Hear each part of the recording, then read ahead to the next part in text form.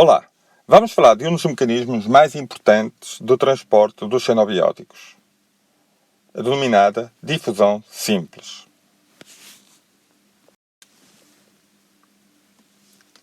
Assim, no final desta unidade, pretendemos que consigam descrever a difusão simples como mecanismo de transporte de xenobióticos e relacioná-la com a lei de Fick.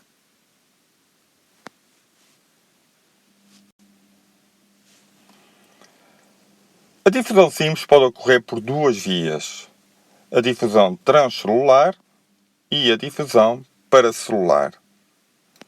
A difusão transcelular é aquela que ocorre através da bicamada fosfolipídica. É característica das moléculas lipofílicas, que têm capacidade de atravessar os fosfolípidos em função do seu gradiente de concentração. É também passível de ocorrer para moléculas sem carga, de baixo peso molecular e não polares, como aquilo que ocorre no caso do oxigênio, do dióxido de carbono e da água, que atravessam a membrana através da presença de poros. A difusão simples pode, no entanto, também ocorrer por difusão paracelular e esta é característica no caso dos poros existentes entre as membranas. Ocorre para moléculas de baixo peso molecular, como por exemplo o etanol.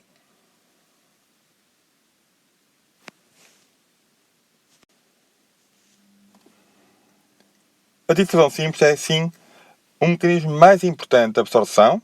É um mecanismo passivo na medida que não consome energia, ou seja, não consome ATP. E é um mecanismo cuja velocidade de difusão é diretamente proporcional ao gradiente de concentração. Ou seja, segundo a lei de Fick, a taxa de difusão é diretamente proporcional à diferença de concentrações entre a face externa e a face interna. Há, no entanto, outros parâmetros para os quais a taxa de difusão fica dependente. Um deles é a área de absorção. Assim, quanto maior a área de absorção, maior a taxa de difusão.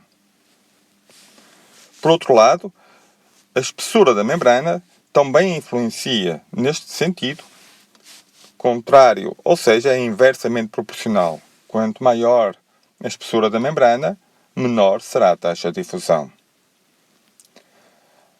Há, no entanto, um terceiro parâmetro que é bastante importante nesta taxa de difusão, que é representado por uma constante, a kappa, diretamente relacionada com o tamanho da molécula e a sua lipofilia.